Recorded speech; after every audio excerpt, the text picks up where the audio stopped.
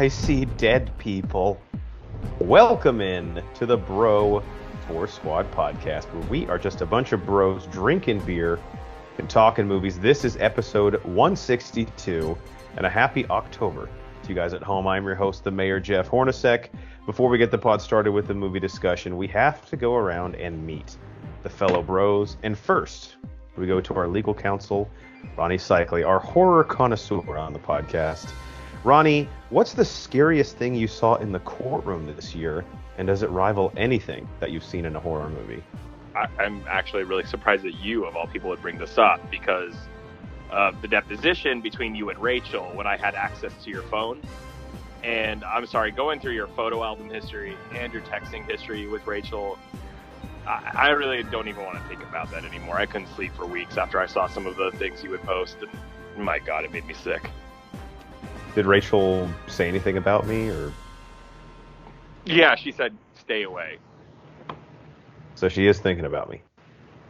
Yeah, but because you're always, like, standing in front of her, or, like, at the same coffee shop she's at, or, you know, on her front yard. I don't know. Maybe those things. That saucy little minx.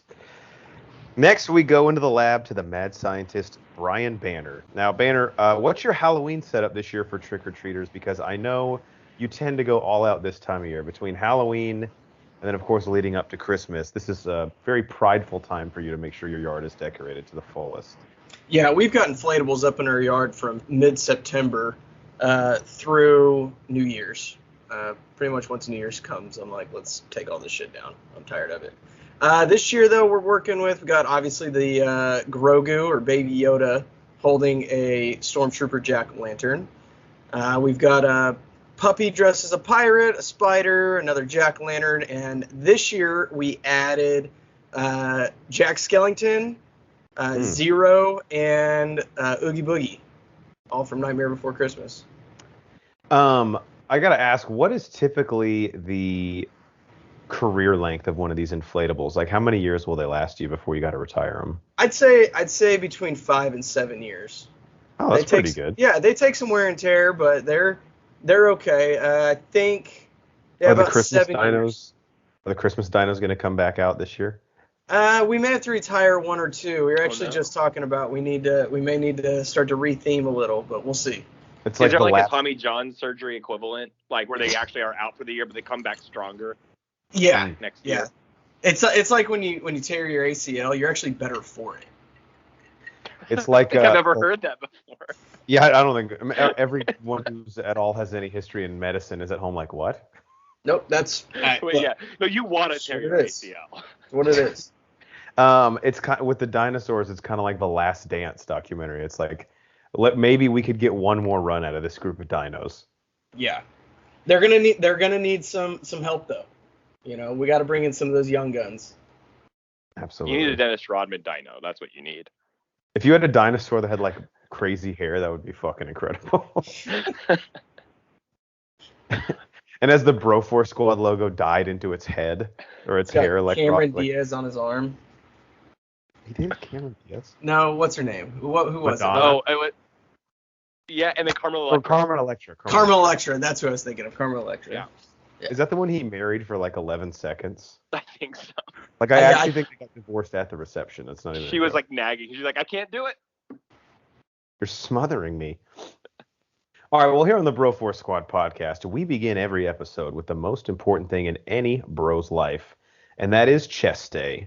And it's October, and the Bro Force Squad Spooktacular is back. I think this might be Cycli and mine's favorite time of the year, especially for movies. So tonight, we're actually doing our third fictional character fight. We did one last episode, ironically, but we just had an idea that was too good to pass up. Tonight, our fictional character fight tournament is featuring horror movies' best killers facing off against each other in an 8-person battle royale, with the venues where they will be fighting in our fake debate some of the most iconic places from the horror genre. Well, you know, the game is played on the field, so this is actually. And the championship, as Brian has insisted, as is becoming tradition, will be fought on Mortal Kombat's Fight Island. It's the only thing that makes sense. It's the only thing we could book this short of advance notice. So we're actually going to start by revealing the field of 8 characters, not in order of their matchups, and then we thought the best thing to do would be on pod, just randomly draw them. It's all about the matchups. Yeah, it's all about who you get, and then drawing the venue where they'll be fighting, and we will debate each matchup on pod. Whichever horror movie killer gets 2 out of 3 votes advances to the next round, where we will crown a champion as the most lethal horror movie This killer. is all about matchups to me, because you could very well have a different winner based on who they're going against. So this is going to be, I'm interested in this. Anyone can win. I would say want it to be known. I advocated for Damien to be in the tournament, and you can't have the devil. I mean, that's pure evil, right? Well, and I think that if somebody could have beat him, then that's pretty incredible. They deserve to win the tournament. Jesus is on this list. Well, he's in the play-in game. I do think that the venue where these people are fighting each other will have massive implications as well. Yeah, I agree. Especially for one of these characters. Correct. Yes. So Brian, why don't you go ahead and reveal the 8 killers that we have fighting in the tournament tonight? And again, this is not in order of their matchups. This is just to let you know who we'll be randomly drawing to see who fights who first. All right. First, coming out of the red corner, Freddy Krueger. Next. Of course, from the Nightmare on Elm Street. In case people don't know, we'll say the movies they're from. Next, coming out of the lake, Jason Voorhees. Is that right? Voorhees? Yeah. I believe so. Okay. So Freddy Krueger comes out of a corner, but Jason. Well, I think Brian just got the idea to try and send them out of somewhere. Look, it's called ad-libbing, okay? Improvisation. Like, what the hell? You heard of it? Next, coming out of Texas, we have Leatherface from the Texas Chainsaw Massacre. Next, coming from, I don't know where that is. I've actually never seen. Yeah, the sewer. I'll say that. Pennywise. Now, is that? Let's clarify. Is this Pennywise from the original It or Pennywise from the remake and the sequel? He's a shapeshifter. It's both of them. Okay, perfect. But can we clarify that? Before we even get into this, that Pennywise only appears every 23 years. This just happens. This whole fight happens to be during the 23rd year. Like, we're not going to have the debate where it's like, and actually he can't show up because it's not. Oh, forfeit. Unfortunate for it. Again, it's all about the matchups, guys. That's true. If you draw Pennywise, it's basically a first round bye. That's great. Yeah, it's any argument. Yeah. It'll be like that slow pitch softball league we played in, where like half the time the other team doesn't show up, and you're like, God damn it! But we have to pay to play on the field. Yeah. I can't believe we fell for that so many times. You pay the to get the win. Yeah, which who the fuck cares? All right, and next, coming from the farm, Hannibal Lecter from Silence of the Lambs. Next, coming from the playground, Chucky from Child's Play. Next, coming from Pasadena, Illinois, Michael Myers from Halloween. Check out our Halloween Pasadena, Illinois. And if you're wondering what the fuck that means, that's a joke because on our commentary, Geiger kept saying that Haddonfield, Illinois was clearly filmed in Pasadena. But she had a point. Agreed, yes. And last but not least, coming out of probably the grossest bathroom you've ever taken a shit in, Jigsaw from Saw. Yes. I think Cycle and I have deduced from our multiple commentaries and viewings of Saw that Jigsaw probably lives and operates in Detroit, Michigan. Yeah, Baltimore or Detroit, I feel like. Has to be either one of those. Somewhere where like it used to be a thriving place of commerce, and now there's all these abandoned factories. Yeah, definitely. You need as many. All right, and as a crooked cops everywhere. Yes. Okay, so I have drawn the first 2 competitors in our first matchup. Oh man. We begin with Jason Voorhees. Wow. Who will be slashing against? I guess that's probably cool. Slashing against Pennywise. Oh. The clown. And now, perhaps most importantly, we have 6 different venues that we are drawing from. Because, again, Fight Island is already the predetermined matchup championship. They will be fighting in the bathroom from the original Saw. Ooh. This is going to be interesting. Okay. Ooh, Jason Voorhees versus Pennywise in the bathroom for the original Saw. Cycly, let's toss it to you first. Who do you like in this matchup and why? First off, sorry. These are to the death, correct? Yeah, Obviously. to It the always effect is.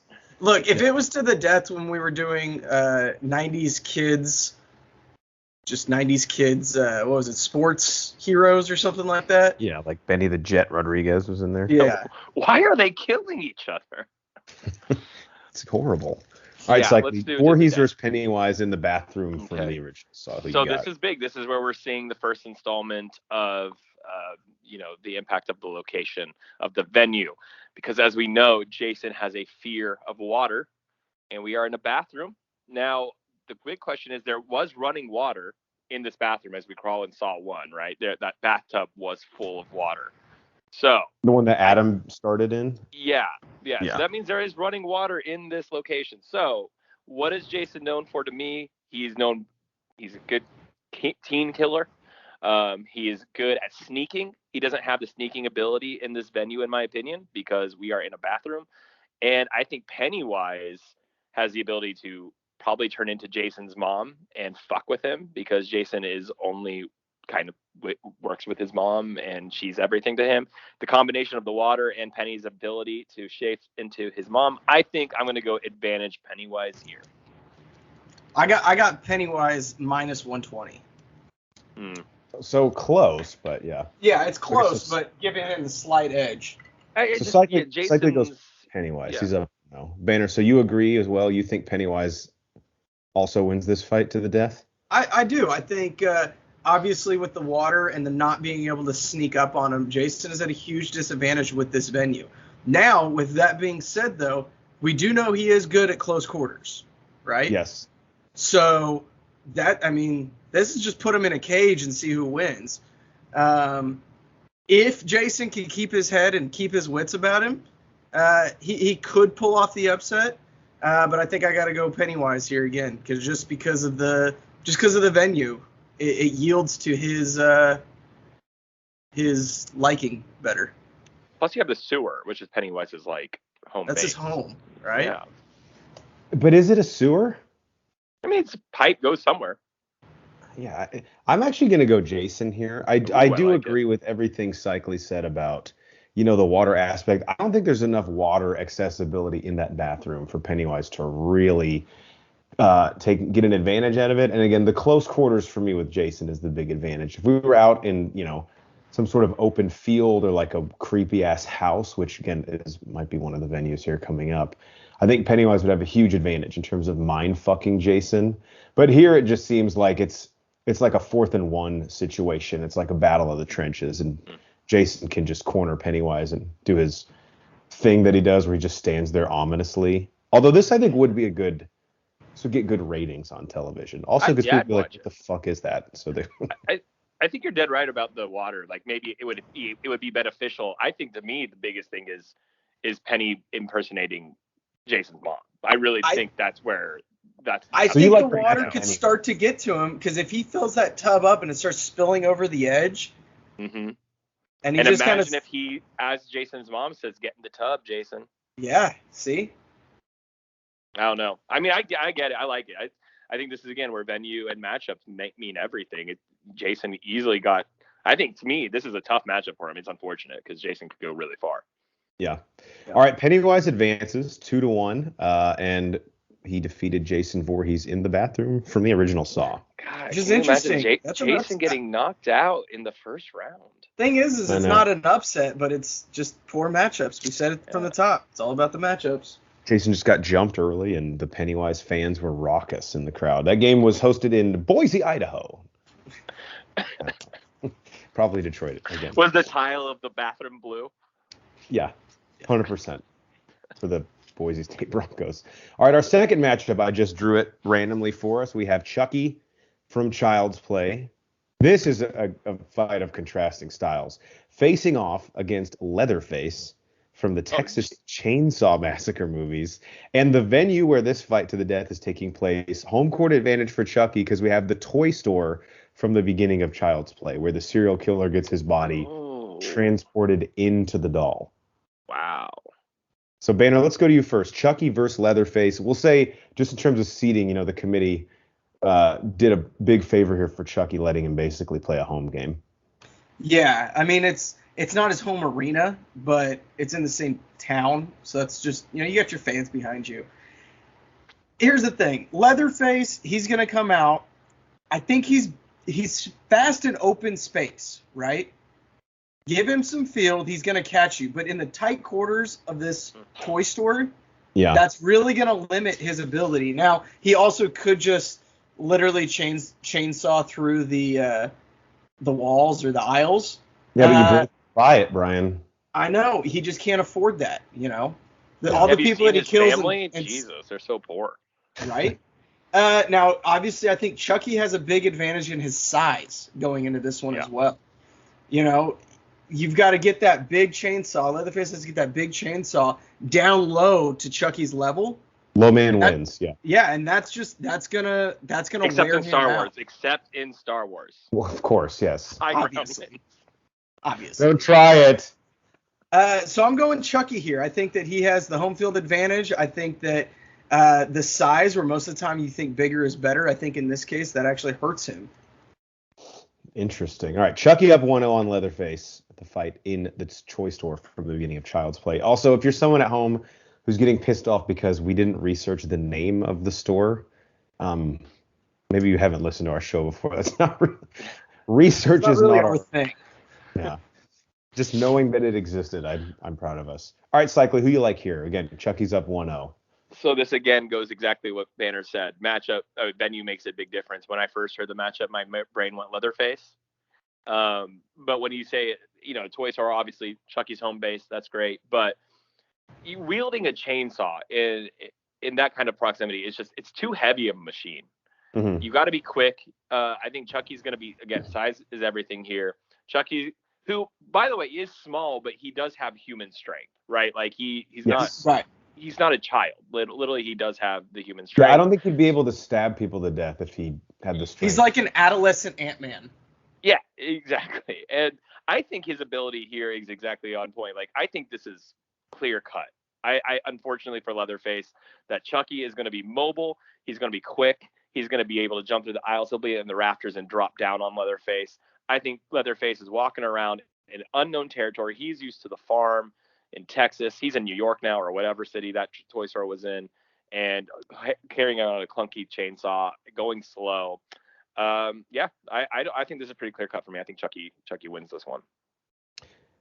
I actually agree, so I'll make it basically a clean sweep. I think, like you guys said, this is just a victim of a bad draw. Chucky in the toy store probably has all those other versions of the doll too that he can inhabit or possess. And Leatherface, again, is just not built to be bumping around in the aisles. Now, you get him in, again, a wide open space. I would have really liked to see potential second-round matchup of Leatherface and Jason Voorhees somewhere. Strength on strength. We might be able to do something like that. I don't know. Loser's bracket. Yeah. Because I do stand by what I said earlier. Anyone could win this thing. It all depends on the matchup. It all depends on the venue. It's insane. This is... again, telling me Leatherface and Jason are out in the first round, get out of here. And I will say, I'm looking again at the competitors. I have seen the original Texas Chainsaw Massacre and all the new ones, all three of the new ones. And I think Leatherface is the most athletic killer out of this group. So he needs to be fighting in a place where he can actually showcase that. And I think the first two venues we've had are not built for him, unfortunately. So Chucky wins. Sweep right there. Big win for the little guy, Big win for the little guy. Love to see it. All right, on to our third matchup. Our next two competitors. First name I drew is Jigsaw from the Saw movies. This is going to be an interesting one. He will be facing off against the one person I didn't want him to go up against, and that is Freddy Krueger. Oh, wow. Now, the venue is big here. This is it. This is the one character I was... Jigsaw will be fighting Freddy Krueger at Camp Crystal Lake. Oof. Okay. Camp Crystal Lake. I'll go first here. I was actually hoping Jigsaw would get Camp Crystal Lake. If you give John Kramer 3 days to set up traps at Camp Crystal Lake, I don't think anyone rolls in there and beats him in a kill-off. So Freddy Krueger, again, his big thing is dreams. But even if you're not dead and he's in the real world, we've seen in Freddy vs. Jason, he's still formidable.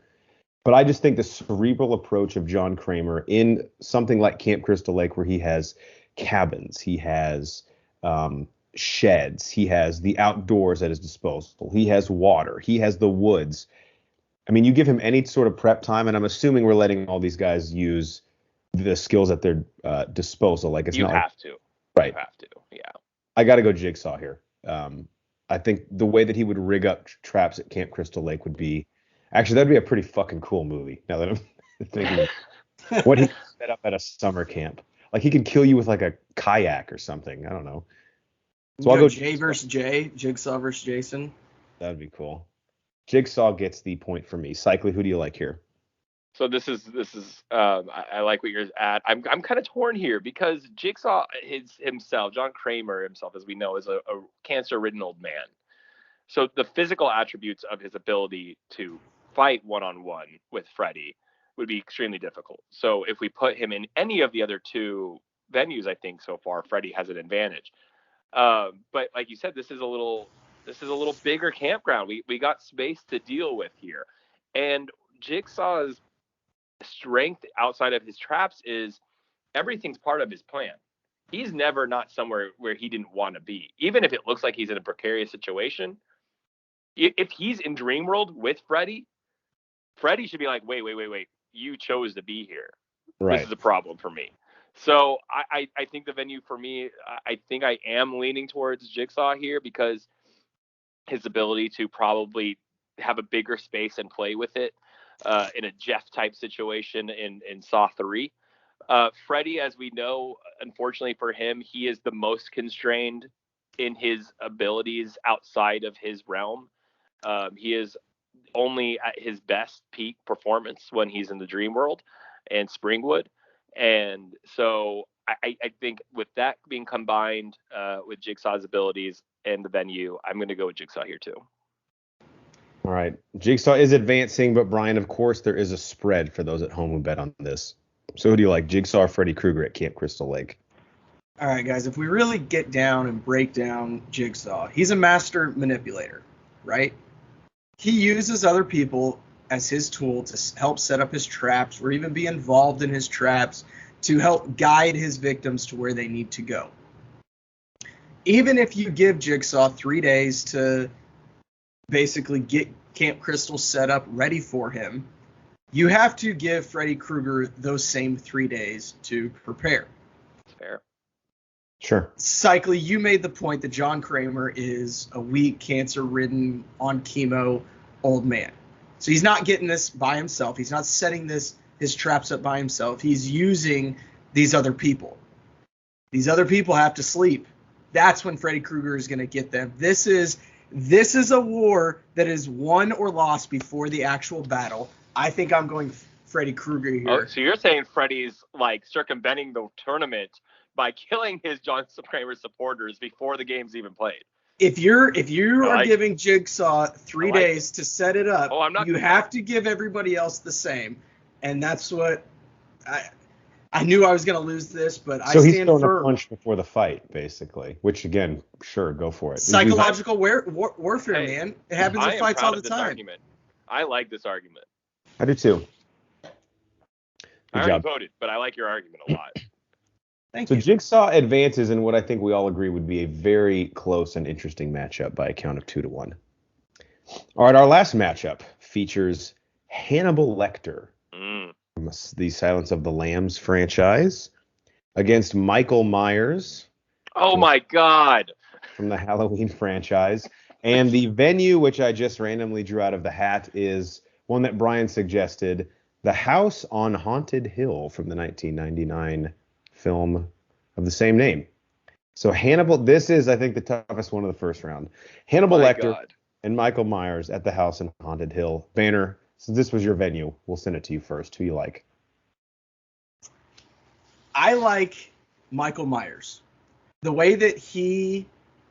okay, first off, let's start out. Michael Myers is the toughest motherfucker in this tournament, right? He's just a tough dude. You hit him and he keeps on coming. I mean, a lot of similarities between him and Jason in that regard, but yeah, I'd probably have to agree. I would agree. We also know Michael Myers is a extremely, extremely strong person, right? Yeah. So I think that those two things parlayed with his ability to really sneak around and hide. We already know he can sneak around and hide in a house very, very effectively to kill people. Obviously, he is at a house, so there are lots of kitchen knives at his disposal.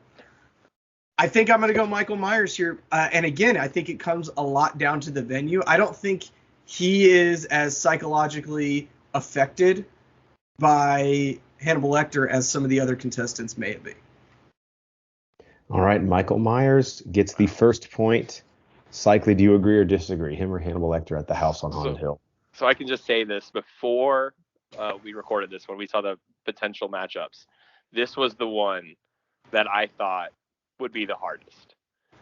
Because this could easily be a championship matchup. We have Hannibal Lecter, who is probably the smartest serial killer ever. Yes.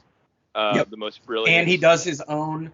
The difference in him and Jigsaw is he does his own killing, right? Yes, right. He is physically strong. Even though he's in the movies, he doesn't seem like the strongest, but he has been shown to show strength. Well, part of that is by design as well. Yeah, absolutely. He is a brilliant psychiatrist, doctor, and that's his strength. And I honestly would put him over every killer on this list except Michael Myers, and only because what is his greatest strength? What is Hannibal Lecter's greatest strength? Is his psychology. It's his ability to talk and convince people and mess with their minds. You know who doesn't listen to anybody no matter what? Michael Myers. Michael Myers might be completely deaf. And yeah, that's too. Ex-wife.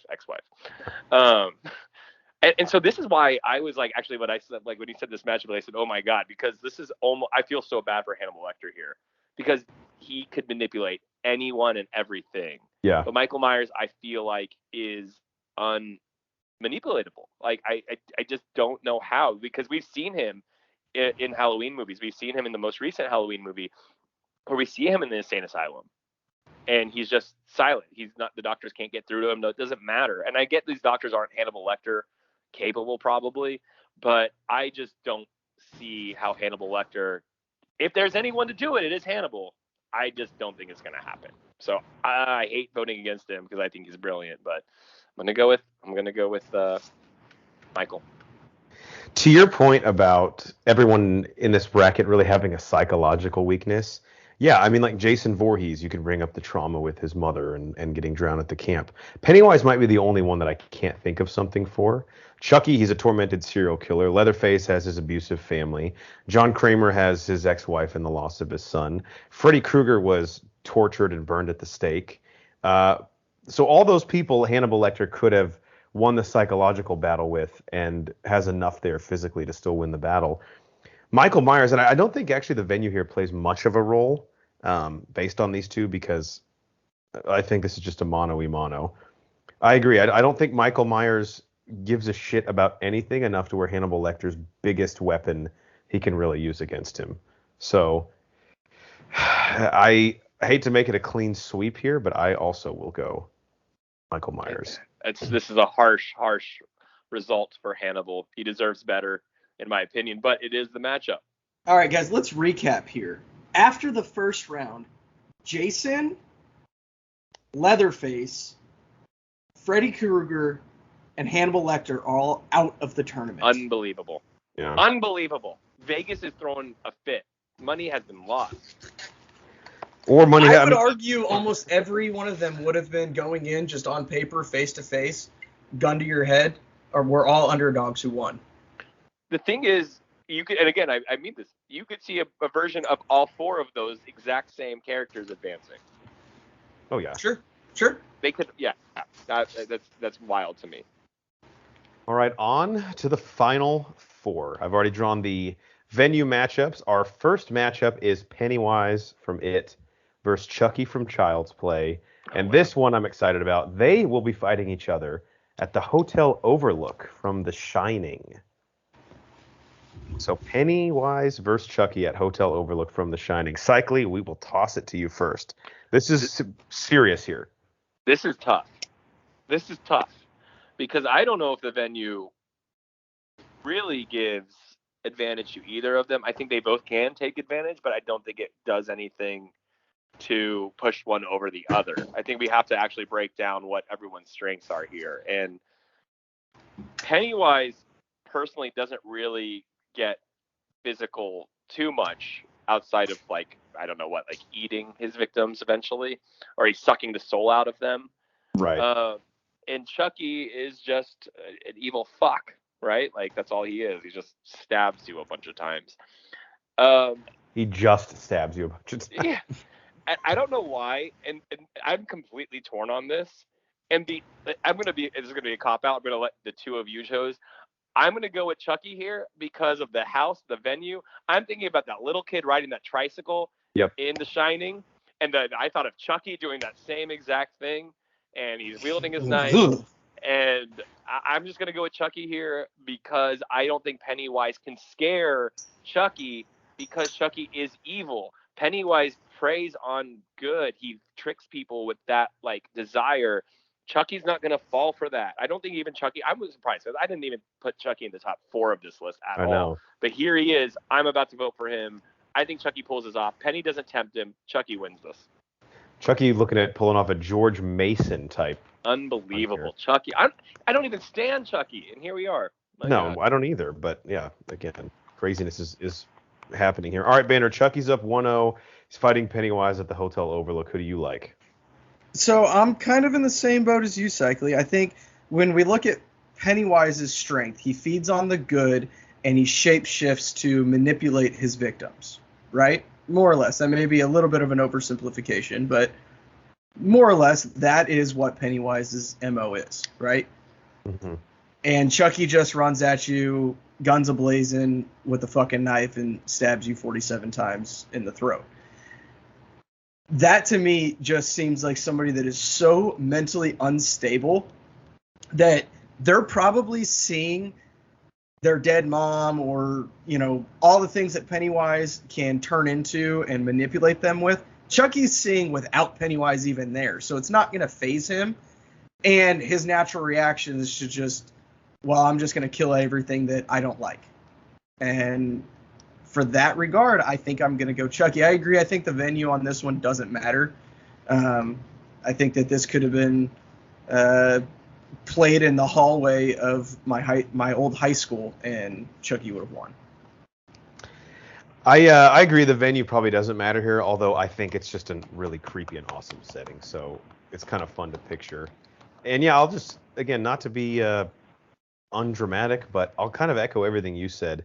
Pennywise, if he were to go against someone where he can really take advantage of their sort of mortality, I guess, or their conscience, like a Michael Myers, a Jason Voorhees, a Jigsaw, a Hannibal Lecter, perhaps, but Chucky, all those strings that Pennywise wants to pull on aren't attached to anything. He's just as psychotic. And while he's not physically imposing, maybe to the level of some of those other guys, it's like Pennywise is throwing fastballs and Chucky's like a dude that can only hit the fastball. He just eats them up. So venue really non-factor, like you guys both said. Chucky in a clean sweep, man, and surprisingly, it's surprising, yeah. Chucky and fans, the thing is, they're going wild. I was gonna say, book your tickets to Mortal Kombat Fight Island because you're in the championship. You could not write a script like this. It's so funny because I was anticipating. I was excited about some manipulative matchups. I was thinking about a Hannibal or a Jigsaw with some of these characters because they would be able to fuck with them. Same with Pennywise and a Hannibal. Like, imagine that. But here we are, and we can't make it up. Chucky is in the championship, and good for him.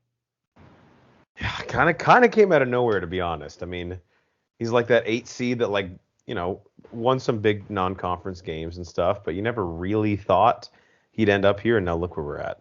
He's the 8 seed that the 16 seed just beat the 1, and they get to go against the 16 seed, and he's like, oh my god. Right, and perfectly. Also looking at our scoring, Chucky has got one with 3-0 victories, both against Leatherface and Pennywise, so no one has voted for him to lose. He's not just winning, like, he's running through people. Like, nobody's going to be able to deny he doesn't deserve to be there. And he's such a cocky fuck in the movies too. Like he's letting everybody know. Like he is all over. Man. Picture his post-game interviews, after he's standing over Pennywise's corpse. I would watch that. That'd be fantastic. That would be great. All right, our last matchup. It is Jigsaw, a.k.a. John Kramer, taking on Michael Myers in The Valley from the Hills Have Eyes. Ooh. Which I have to say, one of the creepiest fucking movies I've ever seen in my life. All right. Who went first last time? I did. Okay. Banner, who do you like here? Jigsaw or Michael Myers in that creepy-ass valley? So, I really like to imagine what Jigsaw can come up with here, right? I mean, he has a clean slate. He can bring in whatever he needs. With that being said, like, is he going to be able to trick Michael Myers into something? His whole thing is that Jigsaw's whole thing is that his victims have the opportunity to escape if they do what Jigsaw says.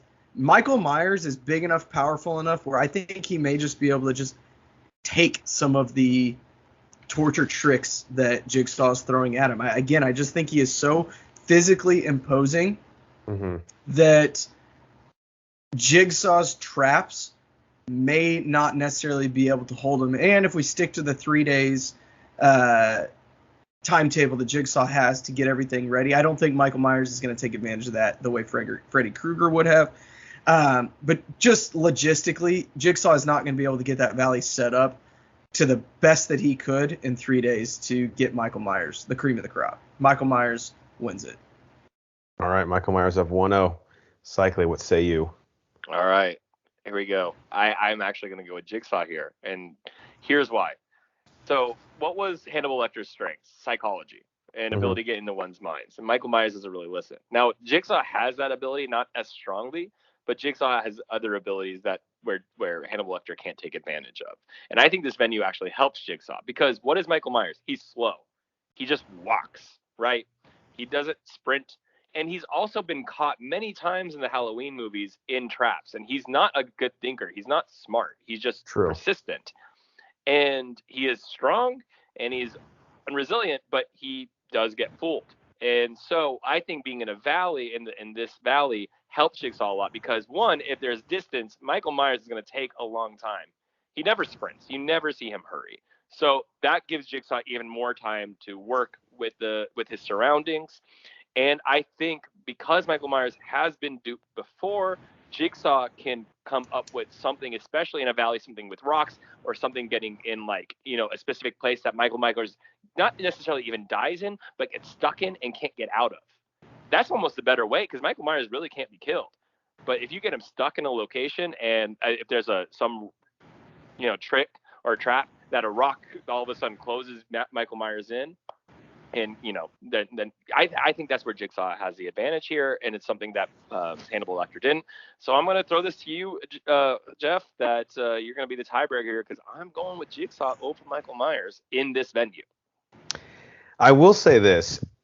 Michael Myers, obviously I won't even say a high pain tolerance. I don't even think he feels pain.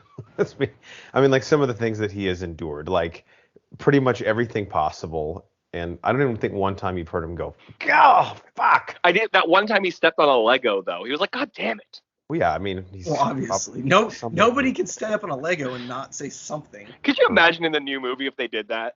The only time he's ever said anything. I need five. He does the Peter Griffin. So in this instance, I kind of agree with Cycly. We have seen enough times in his movies, even Laurie Strode has set up some really last minute makeshift traps, and they have given Michael Myers fits. Now the venue is where I kind of disagree with Ronnie because I feel like in the valley, it's a little more wide open. I think Jigsaw if you look at where he's historically trapped his victims, obviously the movies have gotten a little bit more ridiculous as time has gone on.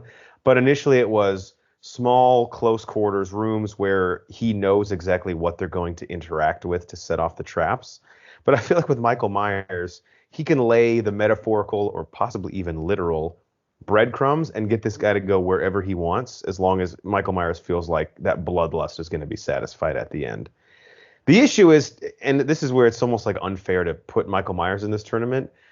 In having a tournament to the death, I mean, we've seen time and again nothing can kill him, but I also think that's very applicable to a lot of people in this tournament. So, like, you No, kind of that's more of a financial decision than anything else. Right, that's true. Yeah. Why kill him when we can make 11 more of these? Although I do love how Friday the 13th Part 6 is called the final chapter, and then there's like 11 after that. Same with Saw. Saw has that too. Yeah. Yeah, they're all epilogues. Okay, just right. But I think because of the fact that Jigsaw's the thing he would take advantage of most is something Michael Myers has shown an aptitude to being weak in, which is intelligence. I'm going to have to go with Jigsaw here, although I do think the venue makes this one a little bit tricky for me. But Jigsaw advances by a You vote. told me these two are in the finals. I'd have No said way. So fucking wrong. I never saw a scenario where this was the final. I know. I And did so like matchups in my head. the championship of Fictional Character Fights III, and we always put it in Roman numerals because it makes me feel like they're pay-per-views, our horror movie killers, is, of course, Chucky from Child's Play and Jigsaw from the Saw franchise. And they are fighting, as has become tradition, on Mortal Kombat Fight Island. Basically, the most neutral of environments. You can get a yardstick margarita from the Margaritaville hut that is nearby, buy a t-shirt, and then go watch the fight. So, Cycly, will go to you first. Chucky or Jigsaw, who's going to come out on top in not only this matchup, but in the tournament? I just want to preface this. This is not an official, like, we think the winner of this is the greatest killer in horror movie history. Because this has gone so differently than what I thought it was going to go, which I love. This is why we do this kind of thing. It's so much fun. But I mean, for me to even say Jigsaw or Chucky are the greatest horror movie killers, it's just crazy just that not they're both right. here. It's just not right. And first of all, they both are just thankful they're there, right? Like pre-game press conference, they're like, "Hey, we're thrilled. This is big for our fan base. This is the first time we're Huge for our program and recruiting. Yeah. Fans have turned out. Everyone traveled. They bought the packages. They're going out on the town. It's just a fantastic environment because they're just appreciative of the time. They just understand that they normally wouldn't be here. And so I'm happy to see the underdogs in this. And then we got to talk about venue because I do think this neutral venue actually is majorly impactful. And I hate to say it, but I think it's advantage Chucky because we have this neutral venue. And in Jigsaw, the other venues and why Jigsaw made it here were places and venues where he had either time or ability to push these characters into their own traps. There is no trap ability here on Mortal Kombat Island, right? Like it is just mano a mano in a 2D fight frame. Like there's nothing that Jigsaw can do here. And again, now we're talking about if you're breaking this down into a physical fight, there's not a debate. And that's the thing. You have a doll versus a cancer-ridden old man. How are we doing this? But the doll has a knife. First off, what a weird fight anyway. And I think the advantage is Chucky isn't a child strength. He is adult strength. He does have abilities. He is quick. And again, he is someone who just why he beat Pennywise. He doesn't give a shit about the psyche. Jigsaw would try to delay this. He would try to talk to him. He would try to come up with a plan. I don't think Chucky would give a shit. And I think Chucky's just going to stab the cancer-ridden old man a bunch and kill him. That may be the best line from the podcast ever. I just think Chucky is going to stab the cancer-ridden old man a bunch. Write it down. I'm going Chucky. All right, Chucky gets a point. Banner, who do you like here? God, I would vote for Chucky every time. Actually, let me go second because I want to introduce an X factor that I don't think. I like. Please, because I'm so torn. I need. Go ahead. All right, so we're assuming that these characters get like what's in their repertoire, right? Like Jason gets the machete and Chucky gets the knife and things like that. Well, lest we forget, fighting against a toy, Jigsaw has maybe the creepiest doll in the history of dolls in Billy the Puppet. And when Billy rides out on his tricycle with a little spiral on his cheeks, I think Chucky kind of fucking loses it. And I think he loses his edge. He sees someone that he sees as one of his own. He doesn't know what's going on. He's obviously scared to death. And we know he's mentally unstable. I think that's where Jigsaw begins to win the psychological warfare.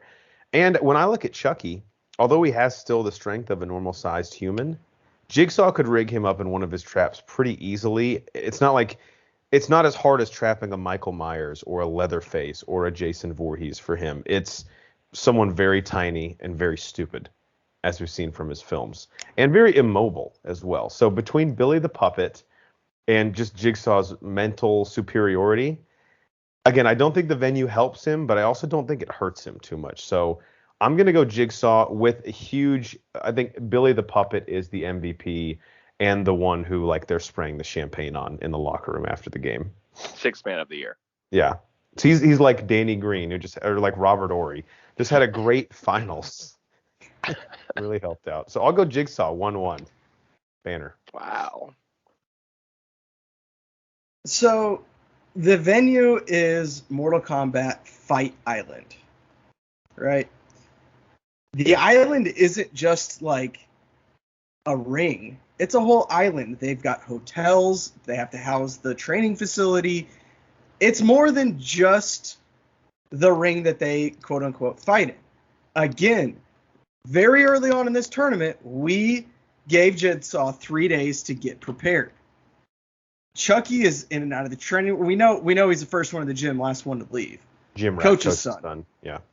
So he's Track out. runner. Coach's son. He's out, getting his gains in. Jigsaw can very easily rig something up for his hotel room, or even that treadmill may have a disastrous accident.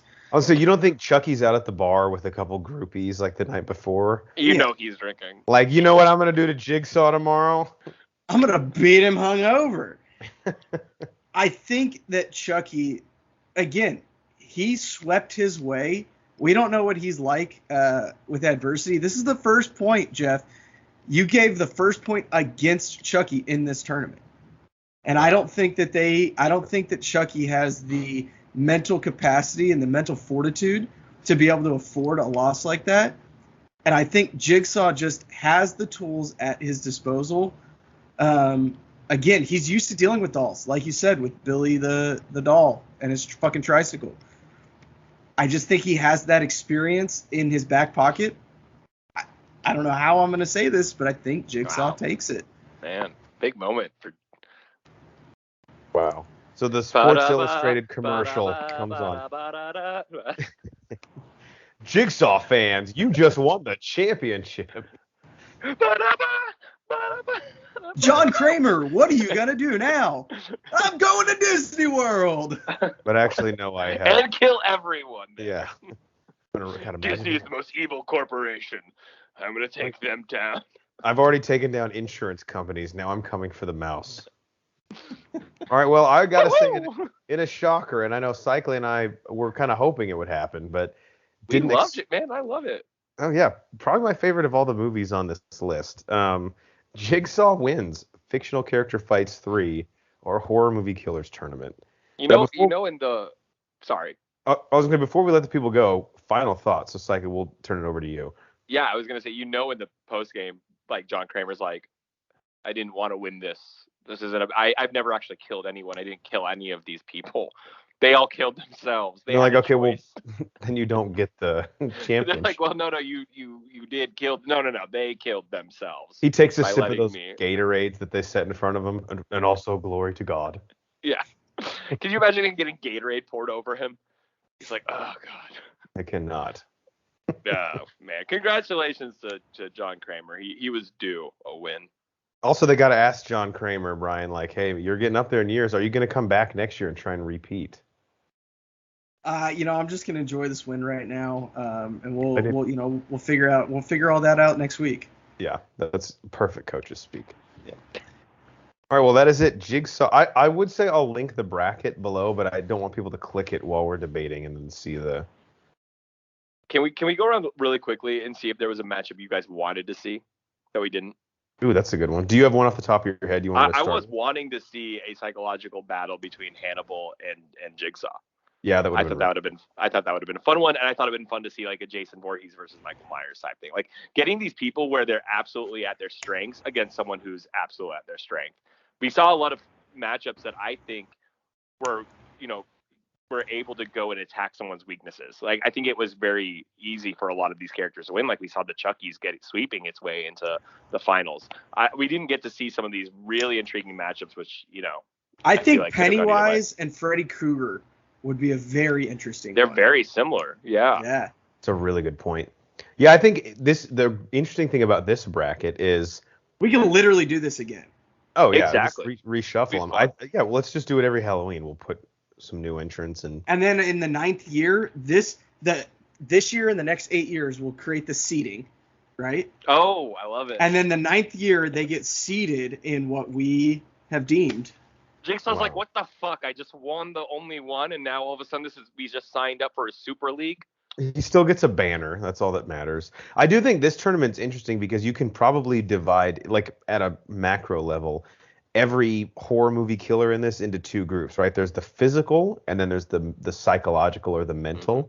And when those two worlds collide, it becomes such an interesting conversation. And venues was a huge thing here. I think Pennywise would not have moved on if it wasn't for the fact they were in the bathroom. Same with Chucky. And same with Chucky. Initially. Mm-hmm. Put Chucky in the Valley, put Chucky at Crystal Lake. He's done. He's done immediately. 100%. I agree. And let us know in the comments if there's any really glaringly obvious killers we missed or any venues that we should do next time, because I think the venues, unlike most of these fights in this, have a huge impact on the winner. The hardest one, I think, is Ghostface from Scream, because technically Ghostface is many killers. Right. I thought about, we talked about that one, but I wanted to say that on the podcast because I feel like we'll get that comment is where Scream, but yeah, Ghostface is really multiple killers and also the clumsiest killer there is. Let's just be honest. Yeah, I also wanted to put the people from The Strangers in this, but then I didn't know if it'd be fair to have like 3 people as one. Well, yeah, I think next year we can possibly go groups of people, like groups of killers. We could do a tag team tournament where we randomly group 2 killers together. Love it. I would love to see the stories we create, like they're like the locker room conversations between Jason and Michael Myers on the same team. Are they unstoppable? No, but I think no. I mean, yeah. Again, they're just like the team that's physically imposing, but if you have a lot of speed, that locker room would be so quiet. It's true. Like they very would never come up with a game plan. No, none of them would say anything. They're both like reading separate books, not talking to each other. It's like, what? You guys even like each other? All right, moving on to the second part of our show is our protein shake, where we go around and talk about what's in our cup, also known as what have we watched lately. I have 5 things, but I can talk about most of these relatively quick, although 2 of mine that are Halloween themed, I would like to, if you guys have any thoughts, I want to discuss them. Brian, are you caught up on What If? Of course. Okay, perfect. So we can save those for the end. Let's go round robin. Each of us reveal a thing we've watched in succession. Brian, why don't we start with you? What's in your cup? What have you watched lately? So as I've said in the last few, working through the MCU in release order. Finished out Endgame. Again, guys, just a great culmination of what they were able to do over the previous 10 years. Then I am balls deep in WandaVision right now. Yeah. I have not gone back to watch it. Maybe it's a lot harder to get into. Really? I was thinking it might be less frustrating because part of the things we got upset about were all of our big predictions that ended up to not come to fruition. I think the problem is that those first 3 episodes, even the first time through, were really hard to get to. The first 2 were horrible. The first 2 were so bad, and then that third one just barely gave us enough for me to keep going and be like, all right, we did that. Once you get to 4 and 5, and the Malcolm in the Middle episode is the one that I just watched, that one's a good one, the Halloween episode. It's really slow getting going, and that's not something I necessarily remembered the first time through watching it. I will say it's going to take me, Ralph Bohner, it's eerily similar to the Mandarin in the MCU for me, so it's going to take me a long time to get over that. Yeah, that's one that that character was just introduced, and it's Yeah, I'm not It's loving frustrating. it. Not loving it. All right, Cycly, what's in your cup? What have you watched lately? So I started Midnight Mass on Netflix. This, as everyone knows, love scary, love horror. Saw this added on trailer. I didn't really watch the trailer. I don't really like knowing too much of plots before I start, at least in the horror genre, because sometimes they reveal way too much in the trailers or descriptions and tend to ruin them. And so I was especially intrigued because of the creators, which is Mike Flanagan and his wife, I believe, is Kate Siegel. And if you don't know those names, you might know the movie Hush, which I think we've talked about on the pod fucking before. Scary as shit. One of my favorite horror movies in just terms of originality, because it brings a new, if you don't know it, it's basically like strangers meets a deaf woman. And I just love the concept because it's nothing you would ever thought of before. Seeing someone who's deaf dealing with the home invasion and the way she has to protect herself. So Kate Siegel is the actress in that movie, and her husband wrote it together. They also did, or at least directed some of, and Kate acted in The Haunting of Hill House, which was a show on Netflix. Which I've never been as big of a super natural horror fan. I do like them, but they've never really like gotten to me. This is I've always said, like, if you get through the series, it's extremely well written and well done. It's very well filmed. The acting and the kid acting is phenomenal. I absolutely love the season. There's Haunting of Bly Manor, which is the second season. It's still really good. Kate's also in it, not as scary. So that's why, like, leading all into Midnight Mass. Once I saw them on the title card, I was sold. I've given them chances. They've always made me really happy about it. I'm 4 episodes into a 7-episode story arc. It is not a series. It is a one season and done. And so that's good to know. They're not gonna like hang, so I've read that it doesn't end on a cliffhanger and they're leading to something else. It's going to answer all the questions. First, I'll say this. I was told from someone who'd seen it that it was extremely creepy and scary. 4 episodes in, not very scary, I wouldn't say. There's some creepy elements. There's some dark themes, obviously, but it's more of an intriguing storyline. I think that's what's Mike and Kate have done really well is they don't cheapen horror. They make well-rounded, deep characters, and they give it thought, right? Like, because horror can be done really poorly, but if we're honest with ourselves. So there's still 3 episodes, I think, to go for me. I would recommend it. I don't know where it's going. There's part of me that is really liking it, and there's part of me that's like, am I wasting my time? So I feel like if it ends strong, I'm going to look back and be like, recognize and love the journey. Whereas right now, it's like, there's so much I'm not sure about. So we'll see. I'm excited about it. Definitely going to keep watching Midnight Mass on Netflix. But it is definitely like supernatural horror, would you say, or is it still a little too early to tell exactly? It's still early to tell because there's a lot of religious elements. So right now what we're seeing is, like, this isn't a spoiler because obviously you're watching as a priest involved. It's an island. It's an isolated island of like a population of 120. So everyone knows everyone. And this new priest comes to their church. And there's, like, you can call them miracles. There's odd things happening, right? There's not, like, let's say this, we haven't seen ghosts. There's not like things like that. It's a question of, if you're going to consider religious elements supernatural, and there's a debate to be had there. So that's what I'll say is it might be leading to that. There's also physical elements too. But that's what I've liked about it. It doesn't just throw it in your face on what it is. It builds slowly. And that's what Haunting of Hill House and Hush did too. I was just looking at the cast list. Michael Trucco plays someone named Wade Scarborough in this. And he is Nick in How I Met Your Mother, Robin Scherbatsky's boyfriend for about 2 seasons. Holy shit, that is him. Yeah. I don't know what he looks like on the show. He has a mustache on the show. I would have never, ever thought that was him. That's so funny. Yeah, I saw him and he looked familiar, and I was like, that's Nick, right? Yeah. That I will say they use a lot of the same people. That the Haunting of Hill House use the same people in the Haunting of Bly Manor, and there's a lot of the same actors in this movie as well. I mean, this show as well. Sorry. Cool. All right. I'll just get 2 of these things out because both of them kind of apply. I watched a movie in a genre that I think Cycly and I are unapologetically huge fans of. So the screen life genre, right? If those of you don't know at home, those are movies that take place holistically from the view of screens, be it computers, cell phones, tablets. Some entries to the genre are the Unfriended series. What's the one with Completely underrated films, by the way, and thanks to you that I actually watched them. Yeah, I The one that love was like Black something. Well, there's Unfriended and Unfriended Dark Web. Unfriended Dark Web, I think, is the superior entry. But I think my favorite movie in the screen life genre is Searching with John Cho, Yeah. which Cycling and I actually did a review on. A movie that I loved. I can't remember. Did you like Searching, Cycling? Yeah. I think that's what makes these movies, like, they can be done terribly, but you have to give a lot of care into these, and they do them well. Yes. So Safer at Home is a Hulu original screen life horror movie, we'll call it. And it's eerily relatable for us. It's about a group of late 20s, early 30s friends who are stuck at home during the pandemic and they haven't been able to see each other for a little while. So they all decide to do like a Zoom call or a Skype call together one night, and they're all drinking.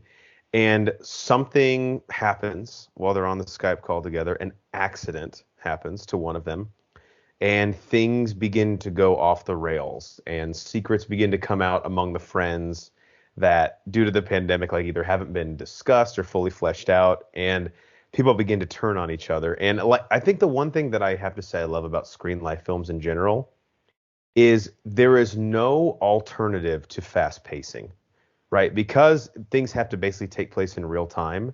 You have to get right into the story, and we have to get our plot reveals very quickly, which I always appreciate. Screen life movies don't drag because they can't. And Safer at Home, while it's definitely not like a masterpiece in filmmaking in the genre, I think it has a lot of the things that I like about it, which is it feels like it's kind of in the real world.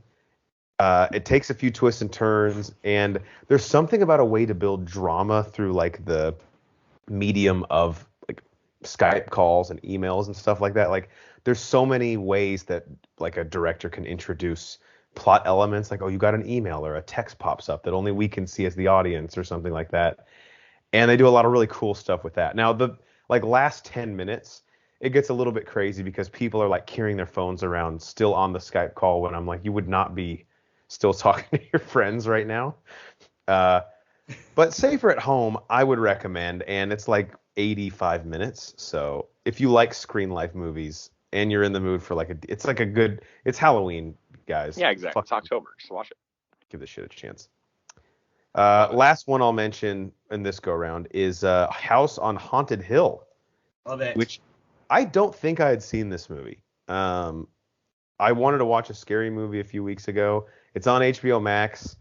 I saw Jeffrey Rush was in it, who I think is an underrated actor. I think he's incredible in like the Pirates of the Caribbean movies and the King's Speech and even like Mystery Men.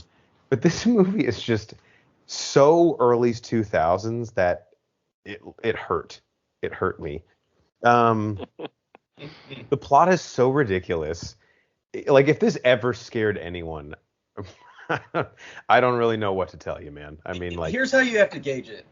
I saw this probably 99, 2000, 2001, right around when it first came out. We all know I don't like scary movies. I obviously for the tournament today, I had seen most of those just because they're such popular and iconic franchises. House on Haunted Hill never scared me. I mean, there was a few times where it like made me jump, like that jump scare, but I was also like 10. So, well, I need to ask it. How seriously do you want us to take you? Because Chris Kattan is sort of the gateway to the audience. You want to want my cookies or what? Yeah. You guys want some cookies? Cookies. That's the only thing I think of with him. Chris Kattan is utterly ridiculous in it. The premise, though, is kind of cool. I'll just say the premise and then take it off air because I do think this is something likely would be a good movie commentary for Halloween. But the premise is there is a house that is haunted. On a hill? Although, actually, Banner, it's not a house, is it? It's an insane asylum. It's an insane asylum. Okay, that's I guess my one issue. I mean, technically, insane people, it is their home. So. Okay. House is where the heart is. Home. Yeah, live, laugh, Yeah. love. Obviously. And what's it like? 7 people are said if they stay a night in the house and survive, they get, I don't know, $2 million. Something ridiculous. And off we go. So pretty decent premise, decent cast. Famke Janssen, Ali Larder, like your kind of your who's who of early 2000s. But overall, an absolutely atrocious movie. House on Haunted Hill. I watch it every October. To me, it's one of the good bad movies. Yeah, 'tis the season. Banner, what else you got? I'm only one episode in, but only murders in this building. This is the Steve Martin. I really want to watch this show. Steve Martin, I believe, Selena Gomez, and Martin Short, and basically they all live in the same building, the Arcadia in New York, and Maybe Arcadia. They there was a murder in their building, and basically they're going to start a podcast, like a true crime podcast, and follow the story as it unfolds basically in their apartment. Like I said, I'm only one episode in. I don't love it yet, but I see so much potential in it. They had to set things up, and the pilot episodes for me are always, you got to give a show 3 episodes, because that pilot episode, they're feeling things out and they have so much ground to lay before they can really get into things. I can see the potential of where this season is going, or where this show is going, and it excites me. It's good to see Steve Martin back on the screen again too. Oh, agreed. Let me just ask you this, because my interest is very high on this show. What percentage would you say it is mystery versus comedic? Like 50-50, 60-40? So far, I'd say it's probably 50-50. It's really hard because, again, they're laying so many foundations for these characters and why they're there and kind of their situations. So it's hard to say. There really isn't a ton of comedy in this first episode, if I'm not gonna lie. Okay. Can I ask a question? No. I can love. Damn it, never mind. I can love Martin Short, and I can also hate Martin Short. Like you're gonna hate him. As long as he can be hilarious to me, like he really can if he's reined in the right place. Yes. How is it? But if sometimes he can just go off in weird places. I think the guy's a genius, but he just needs control. Where is he at in this? How is he in this? He is like half a bottle of rosé away from being really bad. Wow. Okay. But he's riding that fence so good. Like I said, it's hard to judge off of just one episode. I consider not even saying anything, but this obviously we're talking about horror. There's a murder in this. It's kind of just goes along with the theme of it. And it was also recommended to me by Thurman. So comes on good recommendation. I don't even remember where I'm going with this now. I'm just babbling at this point. Well, Thurman's got a pretty spotless show recommendation record. He's when he recommends it and he has his stamp of approval, it's going to be. It holds a lot more weight than mine, that's for sure. All right, Cycly, what else you got? Well, I know I've mentioned on the show many times. We are one episode left away from the season finale of Ted Lasso. Just started it. I am 7 episodes in. Oh wait, you are 7 episodes in. What do you think? I love it. Oh my god, how? So you're not like really smiling the whole time? Yeah, it's great. I mean, I think it's like the show that we need in these times. Yeah. The episode I just finished, I was dying laughing, and my wife had no idea what I was laughing about. It's where Ted Lasso just repeats the whole Allen Iverson practice speech to Jamie in the locker room. Not a game. Not a game. Not a game. There's so many references in the show that he does that are sporting references that that people who just enjoy it for a comedy are not getting, and I love it. And I would say, I don't talk about having just a great.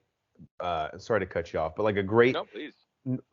Like knowing how to market a show in 2021, the social media presence of this show, like all the characters have fake Twitter accounts.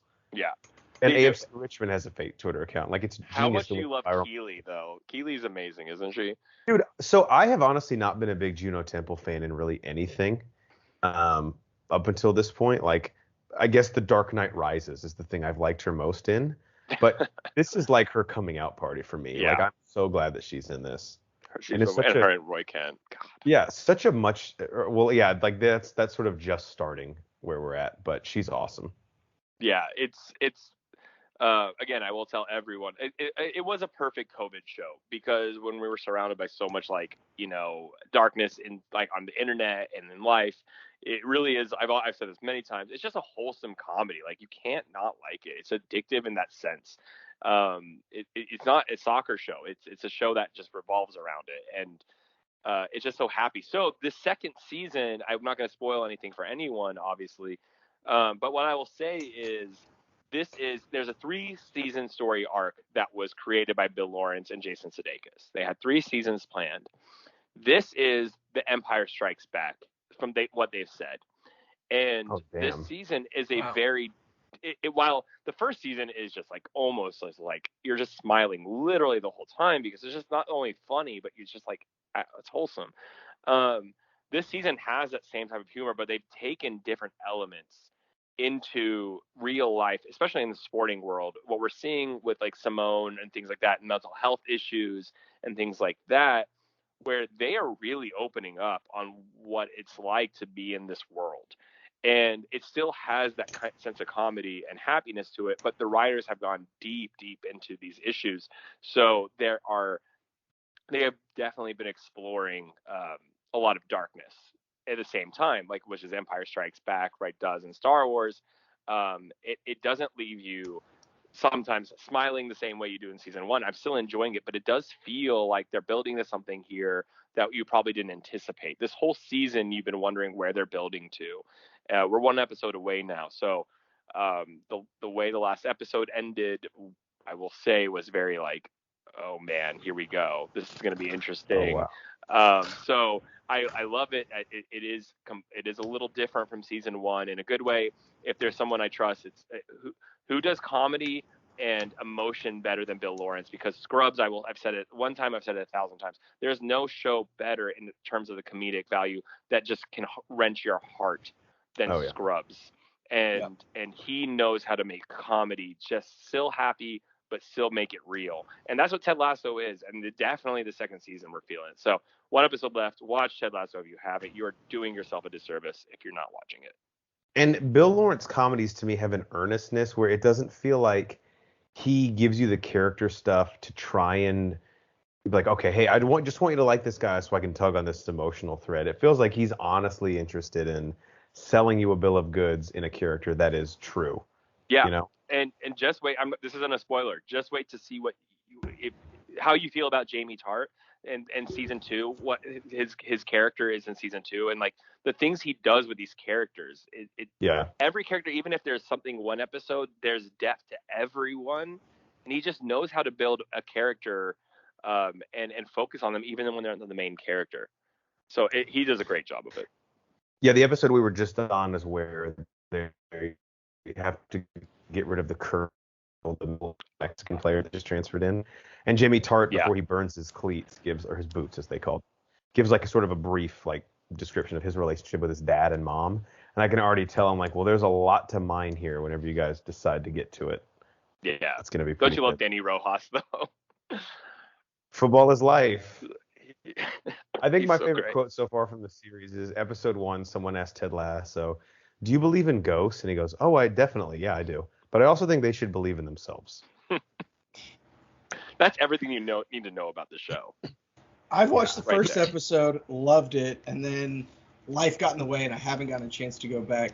The way that it's described to me is it seems very much, you guys can, I know, Jeff, you've watched all of that 70s show. That 70s show wasn't great because it was set in the 70s. It just happened to be set in the 70s, which really added to the value of the show.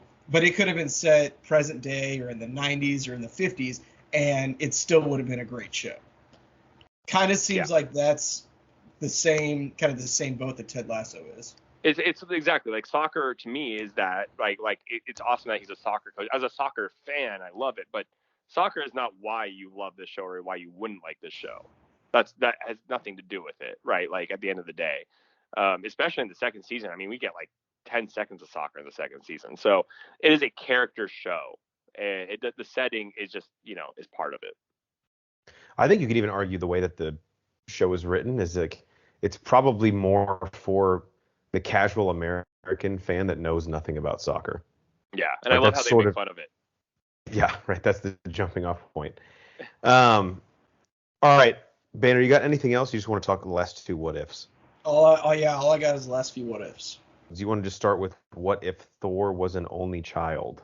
Sure. What'd you think? My second least favorite episode of the series. I was glad. I mean, again, the voice acting coming back is really cool. Hemsworth just was not comedically working for me here. I don't know who. I feel like I will say this: the writers for some of these, like, it's not up to par with some of the MCU shows in terms of the comedy. But I think some of the concepts are really fucking cool. But again, the jokes just don't hit with a lot of it. And this one, like, the way they wrote Jane Foster, she was like this fucking pathetic. I don't know, like loves strub. This is hair. probably my least favorite. I thought that none of it worked.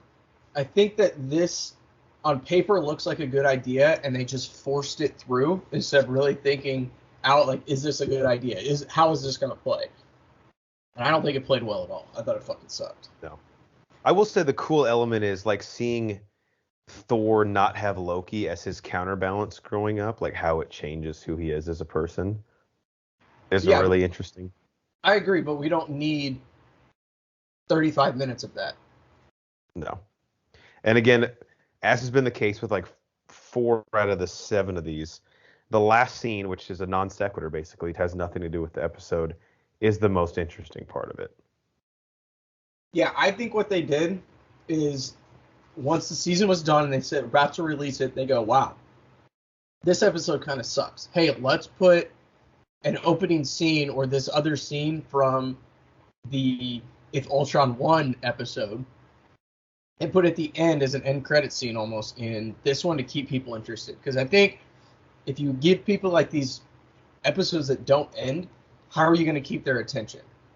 Well, let's tease the next episode, which in my mind is probably the best one yet. Yeah, I mean, let's just jump right into that. So the last episode of What If, and cyclically, if you're not familiar, this is the Marvel Cinematic Universe animated series where they revisit moments from the MCU and see, well, if this would have happened differently, how would everything have changed?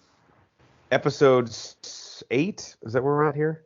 What If Ultron Won, I think is the best one of the series.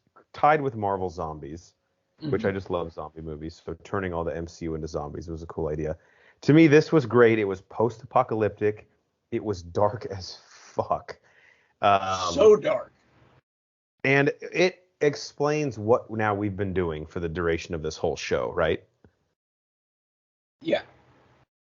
So I'll say What If Ultron Won is my favorite episode so far. I agree. And I think that what I like so much, this is probably says more about me than a lot of things, but we're obviously pro Sith on this. A lot of times we think the bad guys actually have a good point, even if their means of going about getting what they want is not necessarily the best. This one, the bad guy actually still won, or the bad guy won. Or in all the other ones, like, they still kind of get defeated, or we don't know the outcome of it. This one, like, we pretty well know what's up, you know? And I think this... Go ahead. Sorry, Brian. I was going to say, I think this scenario for like how things would have changed was probably the closest to actually happening in the movies. Like Vision was almost activated by Ultron. Yeah, I mean, he was like 46% complete. Yeah, which I've gotten 46% on tests before, and that's pretty solid. Yeah. I mean, it's better than a 45. That's exactly what I told my dad. Yet I still got grounded. So, Brian, last thing before we move on to the very end of the show, I'm assuming, I think we have one episode left. It's got to be the culmination episode, right? So I have 2 questions. Has to. How much are you looking forward to that? And then 2, is this MCU canon, or is this just like a fun adjacent piece to the MCU? Like, what can we possibly do here in the finale? So I think, and this is more, I think, just because I want it to happen. We had, out of the, 8 episodes we've seen, we've had 6 of them not really be completed. Like, they just kind of leave us on a cliffhanger. we now, and this is probably going to spoil the latest episode, if Ultron won, so skip ahead 30 seconds if you don't want that spoiled for you. But I think that it's all going to culminate with those cliffhangers all coming about. Maybe we have an hour episode instead of 30 minutes.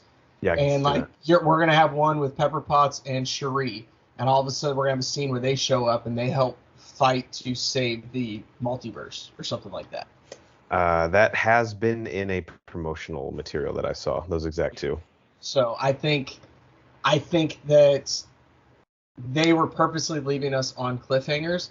I also think that this isn't necessarily tied into the MCU, but I do think that this is going to be referenced like alternate timelines, and maybe we may get like an offhanded like, oh yeah, well if Loki wasn't born, then I would have been an only child or something like that. Like not directly referencing it, but not necessarily like directly quoting it or using it to advance a further storyline.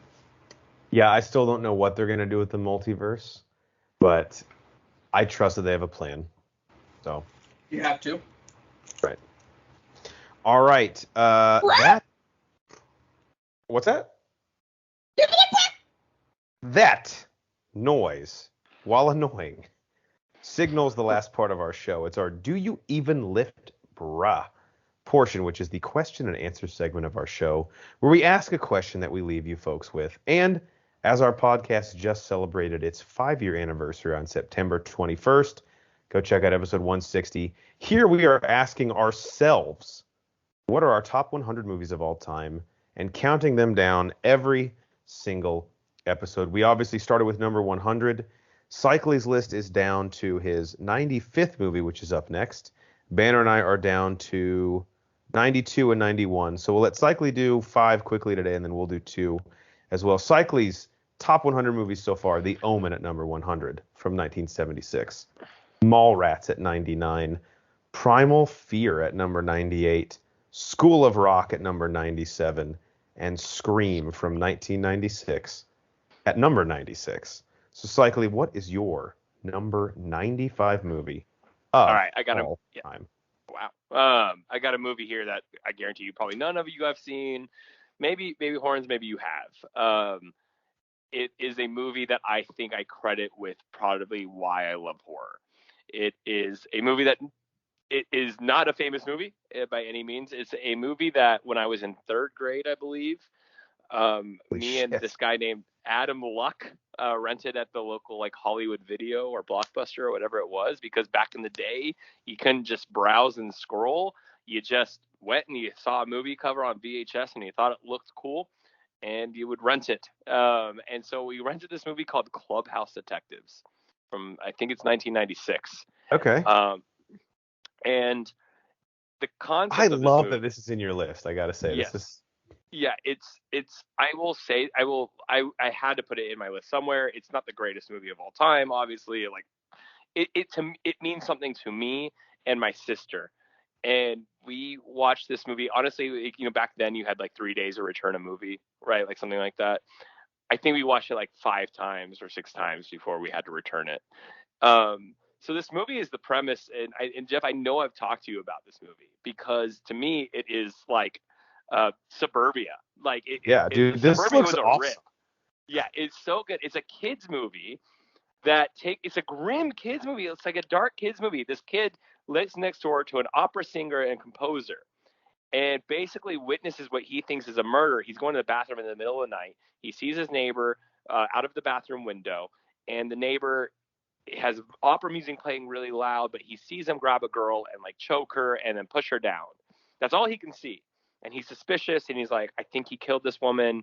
So his neighbor is the guy, right? His neighbor's the guy. Is his neighbor? Yeah. Okay.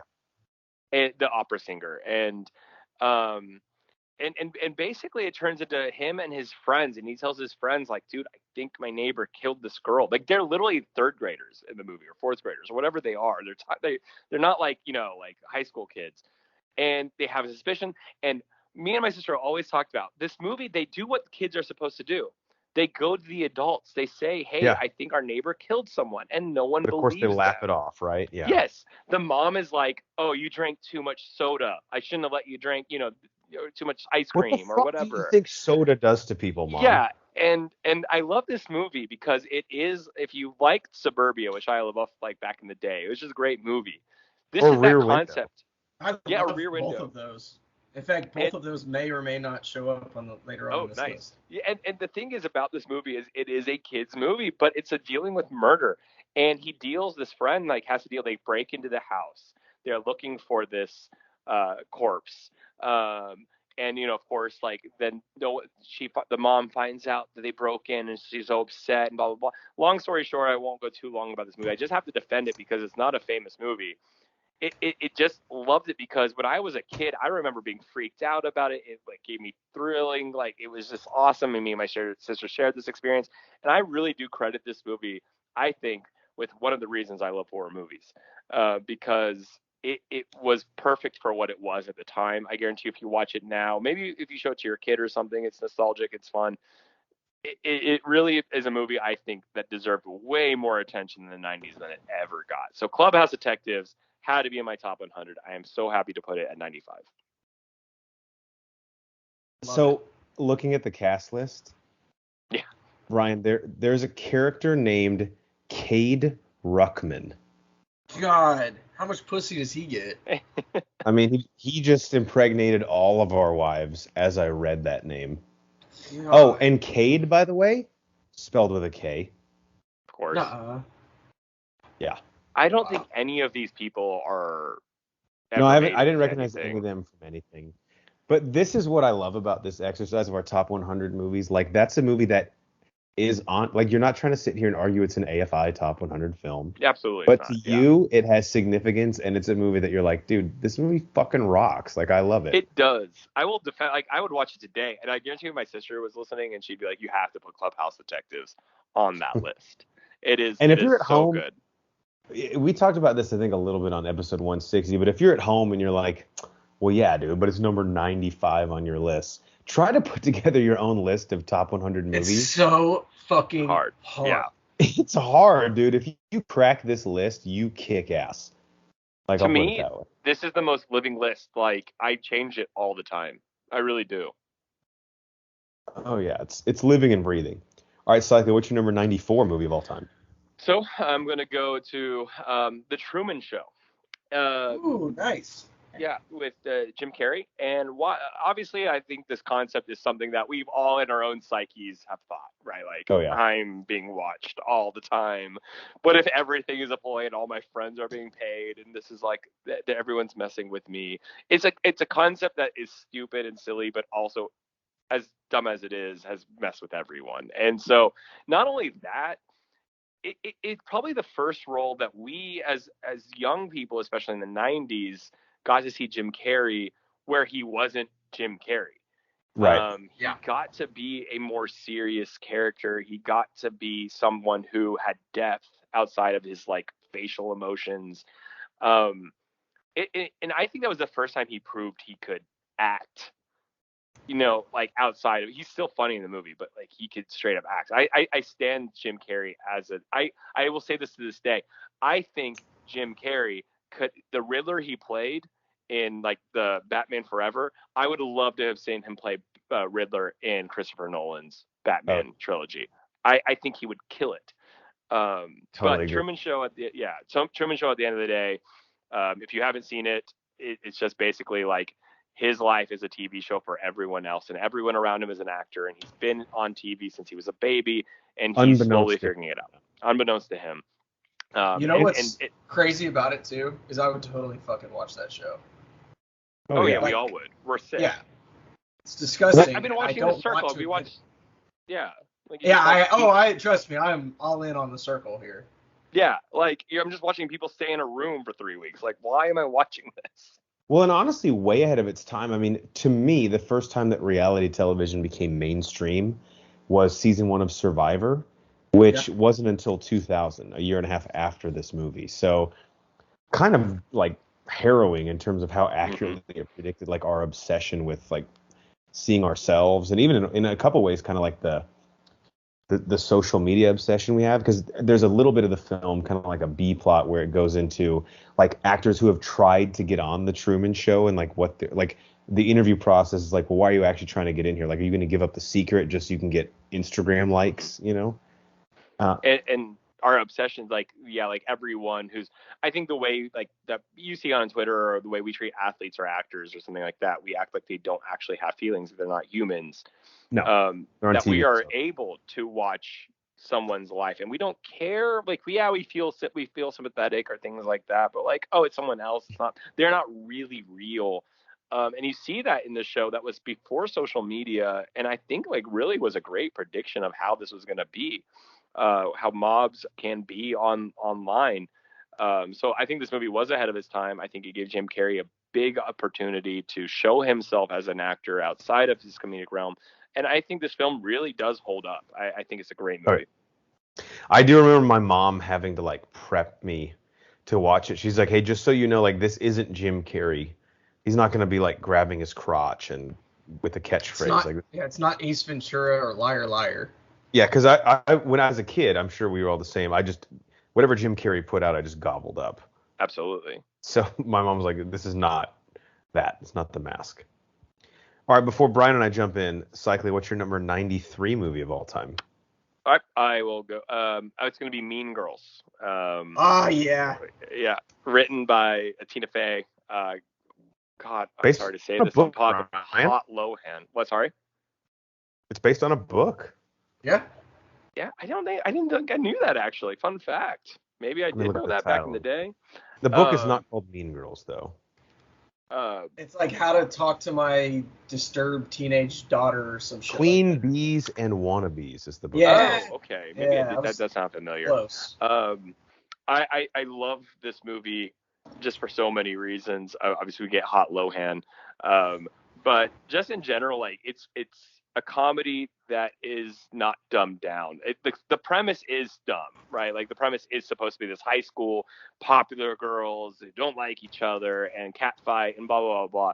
But when you actually watch the movie, there's so much depth. It's very Tina Fey. If you like Tina Fey type humor, there's always like depth behind the joke. There's always something kind of, she likes to make fun of herself, but things behind it, right? Like, so I really do like Mean Girls. I think it's extremely well written, and that's where it's best. It's not really the cast, it's not really the acting, it's the writing in Mean Girls that makes it why it's, I think, still to this day extremely popular. I think you still see people talking about it all the time.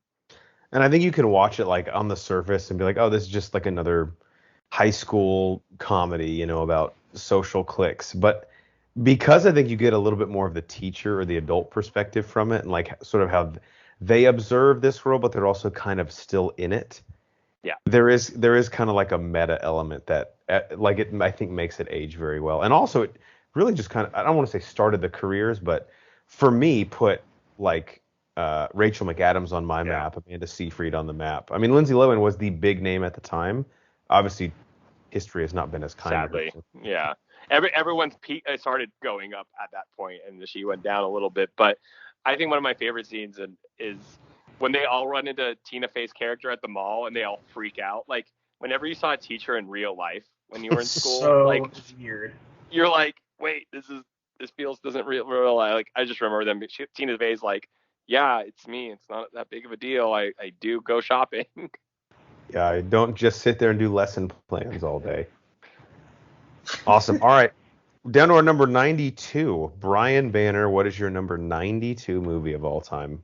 Number 92 is... And now this is one that I think I may have watched once when I was really young.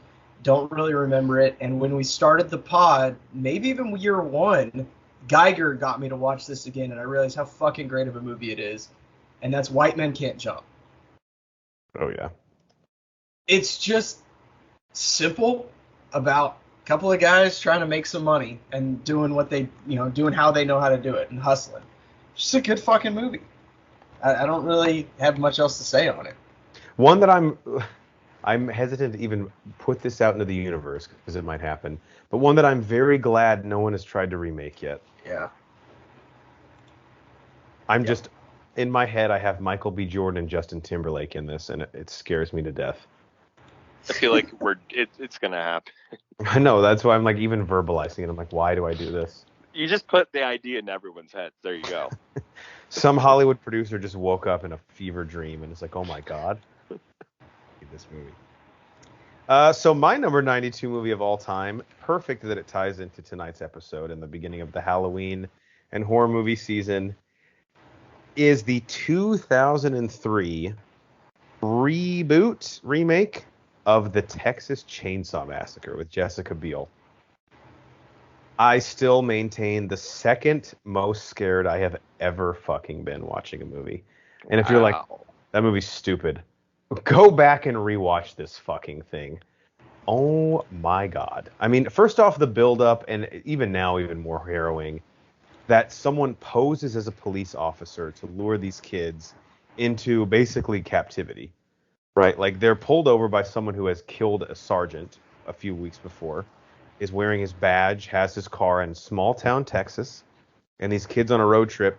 They're not, I think the thing that's so scary about this movie, there's really not that moment like the Geico commercial makes fun of where the kids are like running from the killer and they go, let's go hide behind those battle axes instead of getting the running car. Like the whole movie, the killers and really the whole sort of network that they've set up to murder these kids is pretty genius. And the killer in Leatherface living in the basement of that house. Oh my god, it's just... I remember. I need to go back. I'm glad you brought this up because I have not revisited that movie in probably over a decade.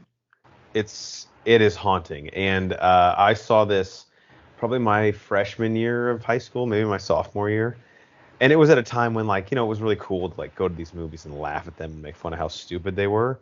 And I just remember not even being able to put up that facade because I was so frightened by this film. Like, I couldn't even be like, that's stupid, because I was pissing myself. But you went to the IHOP or Wendy's after, right? Obviously. I mean... Naturally. If I wasn't there and wasn't seen, psychically, that would be the talk of the school on Monday. Everyone has to know where we all went to the same high school. Like, that, there was an IHOP and Wendy's in front of our movie theater that we all went to, and that was the thing. You got out the movie. You went to IHOP or Wendy's? Yeah. Yeah. Hell, half the time you didn't even go see a movie. That's probably true, too. Very accurate. I will revisit that movie. Thank you for bringing that up. I'm glad you mentioned that one. Yeah, it is very scary. And the original, I mean, when you go back and watch it now, I think just because of the cinematography isn't as haunting.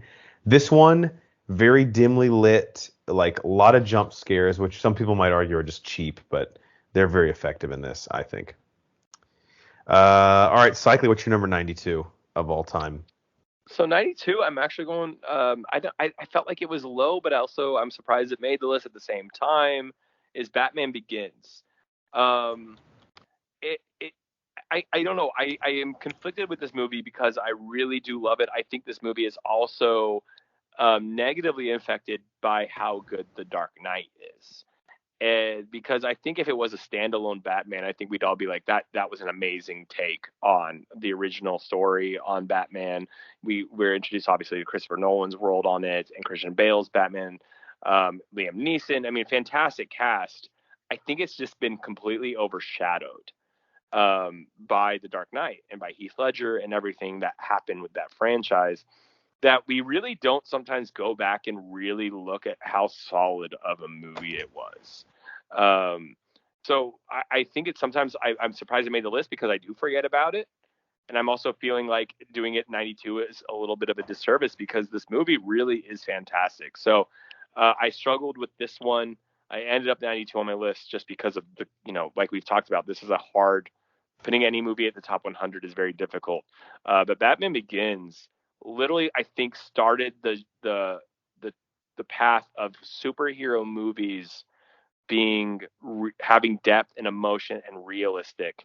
It strayed away from the 90s campy, cartoony type superhero movies. And I really think Batman Begins is what started all of this for not just DC, but even Marvel that created this depth. So Batman Begins deserves much more credit than it gets. And I, even to this moment saying it out loud, now the way I'm defending it, I'm like, man, it should be higher, but it is what it is.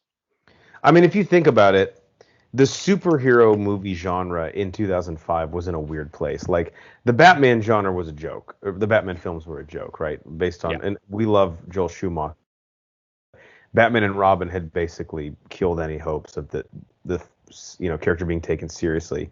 Spider-Man 3 had not yet come out. It was 2 years away, but the Spider-Man series was still, there was probably the most serious things going, but still being looked at with relative camp. We just got Fantastic Four. So the superhero genre was on life support. Batman Begins, I think, blew people's fucking minds with how serious Nolan took it and how well he pulled it off. And really, Christian Bale, complete unknown for me at the time. I mean, I had seen Dead Poet Society, but what's he, like, fifth build in that movie? So it's like, huge game changer. I always loved him in American Psycho. Like, that's where I was that's this guy true. can, I forgot about that. So that's probably what people equated him with. But if you go from Clooney to the guy murdering people with an axe as Batman, it's like, what's happening here? But it's the same thing when Heath Ledger got cast, or how I mentioned on the pod, like Robert Pattinson. I am so excited for his Batman take. Yes. Because when you watch Robert Pattinson movies, like Good Time or Lighthouse or whatever, you're like, dude, okay, this guy can get it. And so I'm giving him a shot at first when I heard the casting was that way. Same with Christian Bale. And to be honest, I think he was fantastic. And again, overshadowed by Heath Ledger. I don't think we give credit to Christian Bale being as great of a Batman because of how good this was. So Batman Begins, to me, started it all for what we're experiencing with superhero genre today. Yep. All right, Banner, what is your number 91 movie of all time? Cycly, I'm so glad you're on this episode for me. Last week, I broke the Star Wars cherry for the top 100 movies. This week, with the Phantom Menace, I might add. Thank you. It was with the Phantom Menace. Number 91 for me, we're going Harry Potter and the Prisoner of Azkaban. Wow. Okay, I'm actually a little surprised. It feels higher than it probably should be, but in my mind, this is when that story and that franchise starts to take off. I think that the first one and the second one are world building. They're really still introducing us to the wizarding world. And this movie is when it goes, okay, hey, significant events happen here that we know are going to directly affect the next movie and the next movie and the movies to come. Whereas you can make the argument for Chamber of Secrets that happens too, but that's not something that we saw coming. So I think the significance that it has on the franchise, as well as I love when you have kind of the Back to the Future, we go back into the past and we can't interact with ourselves, but we end up being forced to, and then we have to kind of write what happened there.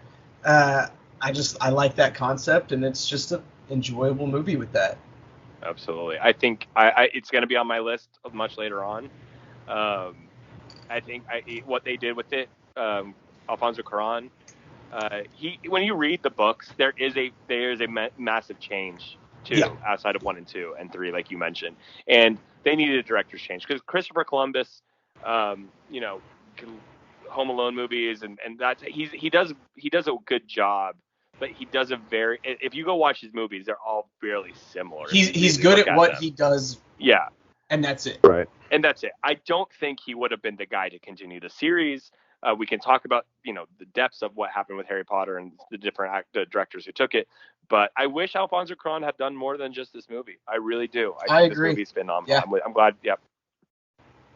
I mean, it's kind of crazy. Like, again, I one thing I love about the Harry Potter franchise, I'm not like a huge fan like you guys, but I appreciate how the movies mature as the kids do.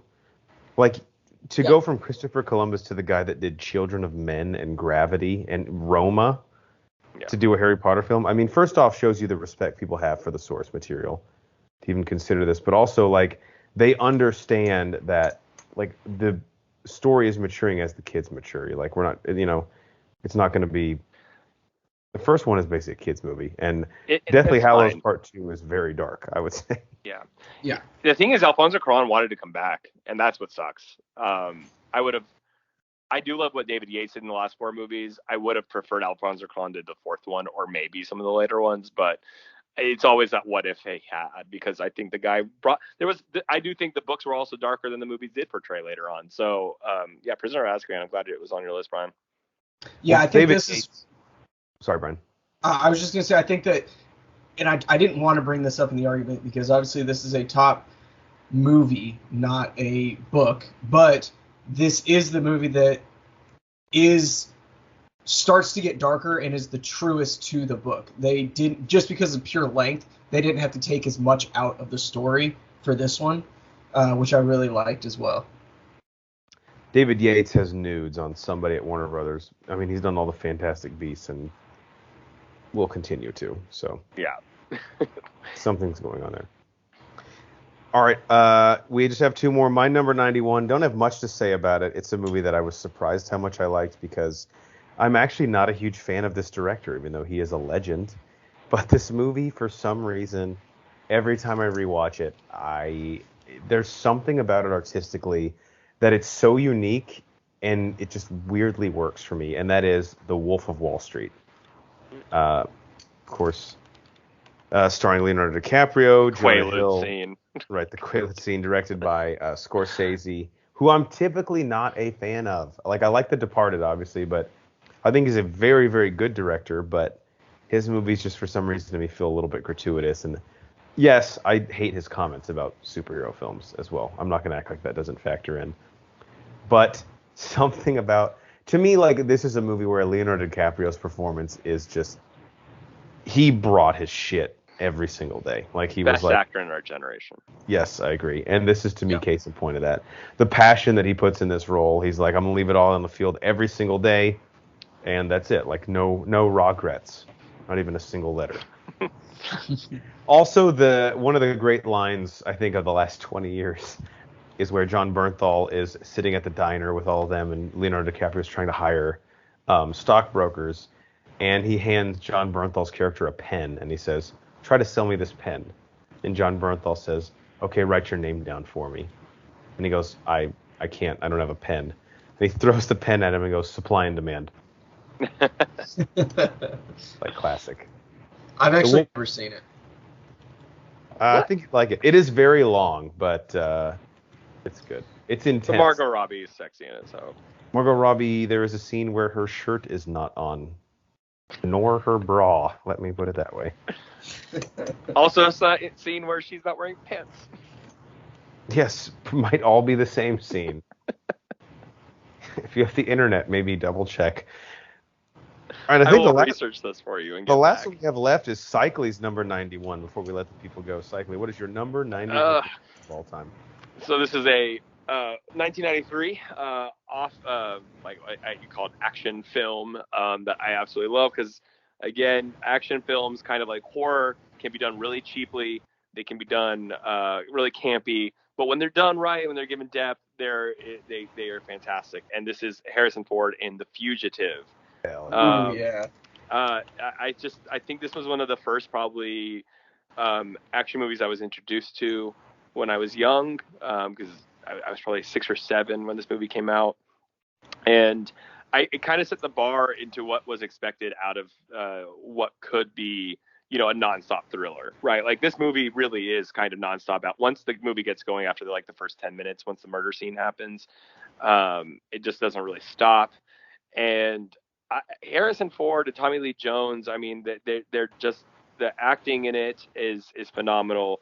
The ability of their characters to talk and understand each other, but Tommy Lee Jones doing a job, at the end of the day. But also, there's also something else more devious going on than him just hunting a man wanted who's found guilty for murdering his wife. Obviously, with the pharmaceutical company, something that John Kramer would have loved, by the way. Jigsaw would love this movie. Oh my God, he would have. But The Fugitive, I think it was nominated for a bunch of Academy Awards too. I don't think it won, but it really is, to me, just it's a film on its own. Isn't going to be like, wow, this is going to break down and be the greatest movie ever. But really, as an action film, does set the standard, I think, in terms of how well you can do it and take it seriously. So The Fugitive, Harrison Ford, Tommy Lee Jones, great movie. Iconic movie poster as well, with Harrison Ford running on the train tracks. Yep. Yeah. And did you know that U.S. Marshals from 2008 is a sequel to The Fugitive? Yeah, I did. It's. I think I've seen it once, and I don't know. They don't really make a connection. Might be more appropriate. Yeah. It's just like that was a case in their file. Something like that. It was interesting. I think U.S. Marshals is actually pretty good. I just don't remember it. I think the Fugitive, the '93 one, is technically a remake as well. Man, I'm learning everything. But to me, it's like hang on, is the Fugitive? Let's just Google this on Pod. Okay, I'm spelling it wrong, so that'll be great. I just saw, okay, so Tommy Lee Jones did win Best Supporting Actor for it. And there was a 1963 TV series that the Fugitive. Wow, okay. Based on. There we go. Great entry in the top. All our fans in their 70s and 80s are like, you young rascals. This is the only podcast I listen to. What? Thank you, I guess? I have more questions than I have answers for you. How did you even find us? They can't actually turn it off. They're like, how do you skip this? We're stuck. Their grandkids played it, and then they had to leave their grandkids, and so now it's just perpetually on. All right, before we leave the people for episode 162, closing thoughts. Ronnie, we'll start with you first. It's Halloween. Time to watch those horror movies. Time to watch the scares. And you know what? Hand out candy, guys. Hand out the full candy bars. Don't chip these. And don't just say one candy bar. Give them a handful. Shit. Yeah, dude. Give them a full handful of candy bars. No juji fruits. Yeah, I'm just saying name brand or just don't even answer the door when I ring. Or those full cans of soda. Man, those were the houses when you were a kid. I don't know, man. That's a lot to ask. It's a lot of sugar at this point in my life. Hey, they're not my kids. They're not my kids. That's true. I don't have to deal with them the rest of the night. Banner's like, well, I actually will. Yeah, I do. So that sucks. But you know how it is. They'll go crazy and then they crash for 9 hours. So it's great. Brian, last thoughts on this spooktacular. Guys, you never know who's out there attempting to murder people and who's out there actually murdering people. So if you see those emergency vehicles, just remember this Halloween season, there could be somebody fighting for the lives in the back of that. Just pull the fuck over and let them go to the hospital, and then you can go and get your, twizzle stick from the gas station. Also, Chucky is very bitter about losing to Jigsaw, so he's going to be stabbing a lot of people. So he's out there. That's probably more than normal for him, which is quite alarming. He's quite bitter. He took the loss hard. I'll just say this. This is when, for me, the pod really fucking ramps up. Obviously the summer is fun because we get all the big blockbusters, but horror movies are my favorite type of film. December, we always get badass releases, and Christmas movies have just a special place in my heart. So if you're at all feeling the same way, I can promise that our content these next 2 months will be, I won't say good, but less shitty than it normally is. I feel like it's a good way to put it. It's a fair advertisement. We'll never say good, ever. No, that would be what, libel? Yeah, we would be sued so quickly. We don't lie on this podcast. No. All right, for our legal counsel, Ronnie Cycli, and the mad scientist, Brian Banner, I'm the mayor, Jeff Hornacek, and we are the Bro Force Squad podcast. Thank you guys so much for checking us out. Follow us on Twitter at Bro Force Squad. You can find us on Apple Podcasts, Spotify, YouTube, iHeartRadio, anywhere you find your podcasts. If you type in Bro Force Squad as 3 separate words, and check out everything we've posted on our website, broforcesquad.com. Till next time, we'll see you out there trick-or-treating. Don't knock the bag out of our hands and take our candy, because that happened to me once. I said sorry. It was last You were laughing, though, as you did it, so it didn't feel...